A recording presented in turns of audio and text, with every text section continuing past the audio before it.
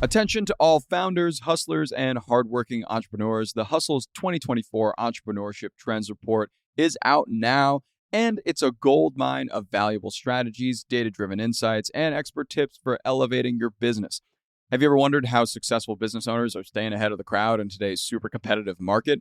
Well, we talked to over 500 small business owners to uncover how they're doing it and did a ton of research so you don't have to. We know you're busy building your business, so we got you covered. The Hustle's 2024 Entrepreneurship Trends Report is something you don't want to miss. This right here is the future of entrepreneurship. So stop what you're doing right now and check the link in the show notes to get that report right now. Good morning, everybody. It's Thursday, October 10th. I'm John Weigell here with Juliet, Bennett, and this is the Hustle Daily Show.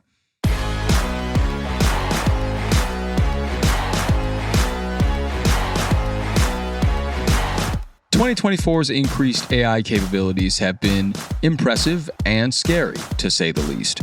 With such advancement and AI imagery's prevalence in our daily online lives, it's getting harder to tell what's AI and what's real, to the point where some have generally just stopped caring to tell the difference. So what happens when we all stop caring? We'll get to that in a bit, but first let's give you the hits and headlines in business and tech today. Starting off here, the U.S. Department of Justice is considering breaking up Google so that it can't use Chrome, Play, or Android to, quote, advantage Google search or related features. However, a final decision will likely take a number of years, considering Google's inevitable appeals to this problem. Next, the luxury car industry isn't exactly once what it was. According to Car Gurus, sales of vehicles over $100,000 fell 46% in the past 9 months compared to last year, while sales of cars in the 20 to 30K range grew 44% in the same time frame. I'm excited for the next James Bond movie where the billionaire villain is driving a perfectly nice Subaru. From there, we go to Domino's. Domino's this week announced the return of its very popular emergency pizza promotion from 2023. The offer was pretty simple. Order $7.99 or more worth of Domino's online and get a free pizza for the future. Domino's is hoping that this incentive, which expires in January 2025, will help them stand out in the hyper-competitive fast food market that is getting ever inflated. Over to some back-to-work news. Dell workers allegedly freaked out, quote, at the company's very sudden return to office demands. Management sent an email on September 26th, Thursday, telling their department that a return to office was mandatory starting the following Monday. That's about 2 business days of notice. Most of the freakouts was from parents who had to now find childcare options very fast. And finally, Nintendo came out with not a new gaming console, not a new Switch, but Alarmo, a $100 smart alarm clock. The small red clock soothes you to sleep with relaxing soundscapes, then rouses you up with Mario, Zelda, and other game characters, scenes, music, and sounds. Its motion sensor can track how much you toss and turn and reacts to your movements as you get up or intensify if you snooze way too long. Juliet, what do you make about this alarm clock and how many will you be buying? To be honest, I don't use an alarm clock. I have a small creature that thinks that breakfast is every day at 6 a.m. And if you snooze too long, she will intensify until she gets her breakfast. That said, for people who don't have a cat, I think this alarm clock is actually really cute. I think at first blush, it's kind of like, why would I spend $100 on a stupid Nintendo alarm clock? And then it's like, you know what? It's cute. And it has some interesting features. I know a lot of people who enjoy sleep tracking, and it's cool that it can sort of like track what you're doing. Mm-hmm. Maybe creepy that it tracks what you're doing, but also creepy. Pretty cool. It's funny because it is like this classic looking red alarm clock that has in images I've seen like the fonts from the games and makes noises from the games. And it feels a little juvenile, but then again, we know that that is what millennials and Gen Z are into. They love nostalgia. They love like little touches that sort of remind them of childhood. And I think Nintendo is spot on with this one. Yeah, I think it's a great idea too. It's a really cute looking alarm clock. Like the time, it can be in like Mario font. It could be in Pikmin font. It could be in Zelda font. It's a really fun and customizable and really engaging. And, you know, I would like to hear Link playing the Ocarina of Time to me when I wake up. That would be cool. Yeah, it's pretty cute. I think it's going to sell out. Yeah, I look forward to seeing it at all of my friends' homes. including my own.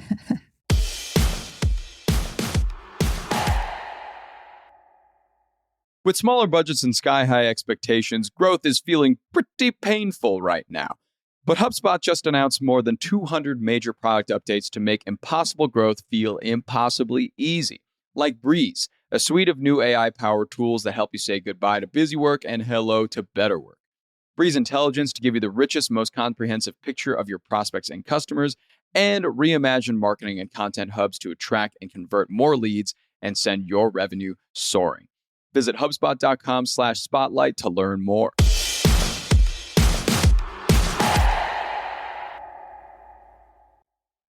All right, on to the main story today. So there's a lot of AI-generated stuff on the internet already, like so much. There's so much that it appears that we're starting to get a bit desensitized to it. And that could be a good thing or a bad thing, depending on how you look at it.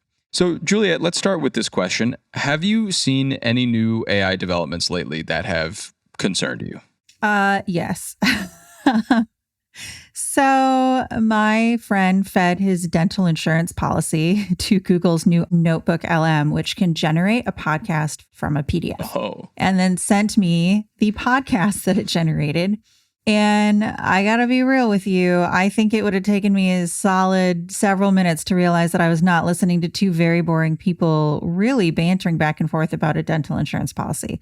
Because it kind of sounded like an ad, like the kind of thing your insurance company would put out to try to make itself seem not boring.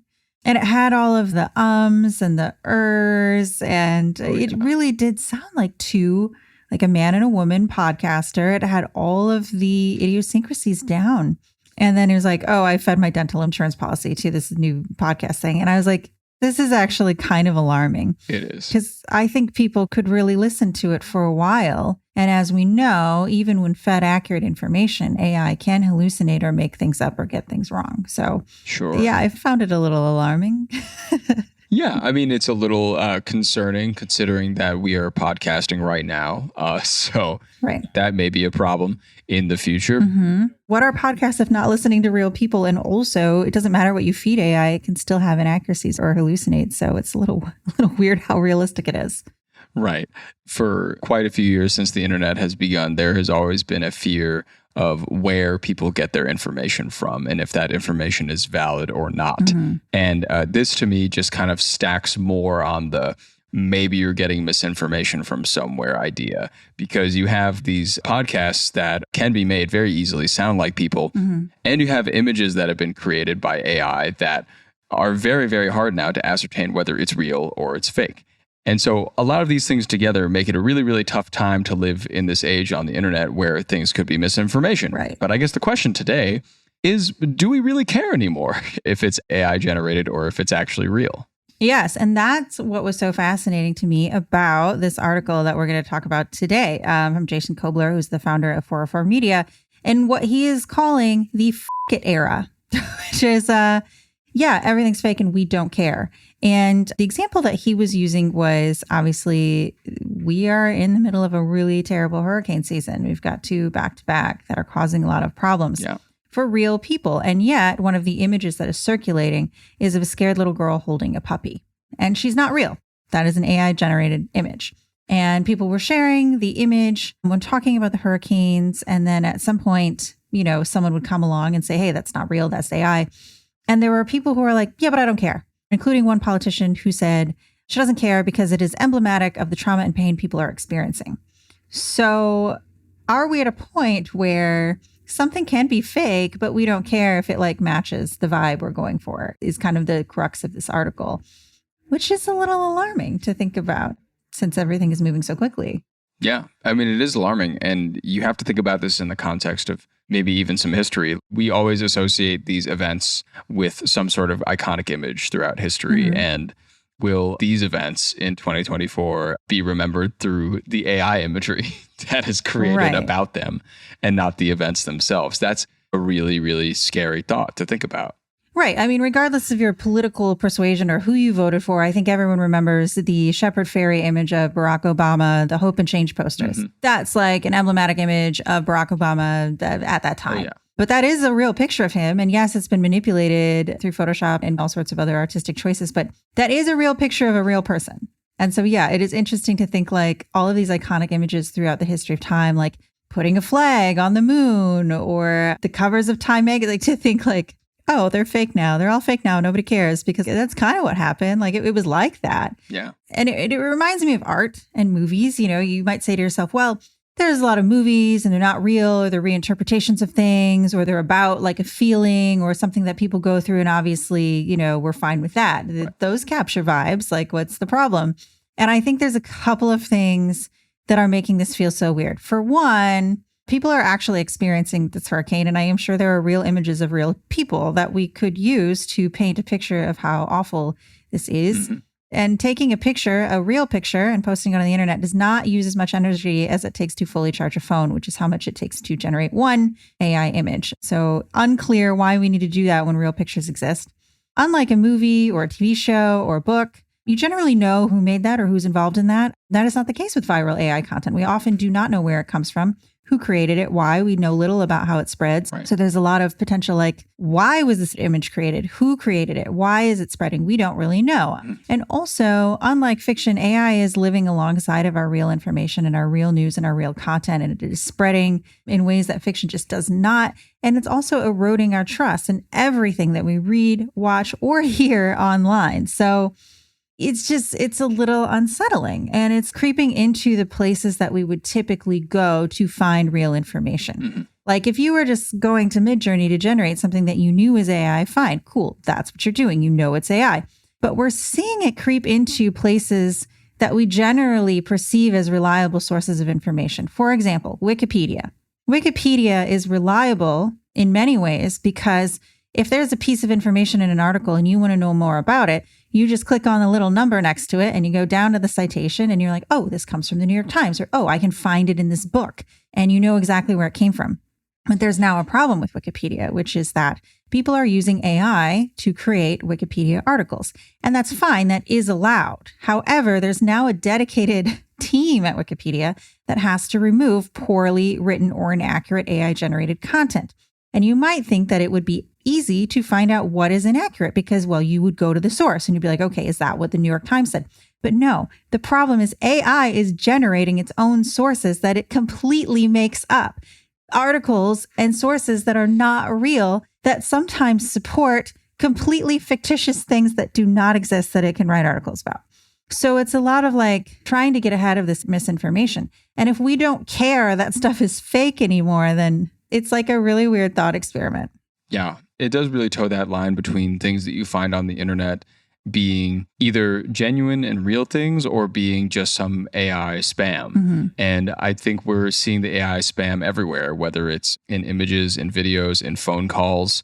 Everything about that is happening to all of us pretty much every day. And we have to kind of develop a thick skin about it. But to your point, if we stop caring and if it stops becoming a thing that we see as different mm-hmm. from the regular media that we consume every day, that's when it really becomes an issue. Right. I try to think of things that I could compare it to. And it's like, okay, there's so much backlash about influencers and like famous people using Photoshop to create unrealistic body standards. Like that person doesn't really look like that. That person's really not that skinny. That person doesn't have skin that has no pores. Like that is not what a real person looks like.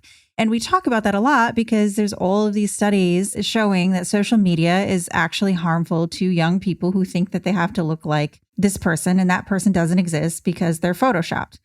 But now I think we're getting to a point where that person plain just does not exist at all. Like it is an AI generated person. There's AI influencers mm-hmm. out there. They exist. Right. And then it's like, if we don't care if something is AI or not, are we zooming towards this future where like, we never know what's real. We don't really care. Our best friend is a robot who doesn't really live in Canada. You've never heard of her, but she just isn't real. Like we have meaningful relationships with robots. We're eroding our ability to have meaningful relationships with real people. We don't know anything about anything. Like it's just, and then of course it's taking up all of this energy to generate this fake life. What a nice image. How nice. Yeah.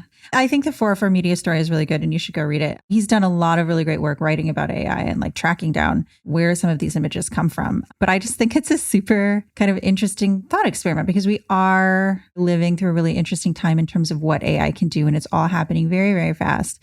And it is possible that at some point we'll rein this in. Yeah. But remember when everyone thought the metaverse was going to be like a big thing and then it wasn't? Turned out to be nothing. Maybe that's this. But it's super interesting to think about. It is.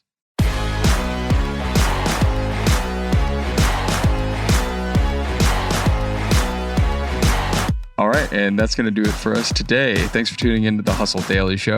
We're a proud part of the HubSpot Podcast Network. Our editor today is Robert Hartwig, and our executive producer is Darren Clark. We've got a lot more tech and business coverage in our newsletter. If you're not subscribed, go get yourself signed up at thehustle.co/email. Throw us a follow on Instagram, and this whole podcast was AI. Thank you. See you tomorrow.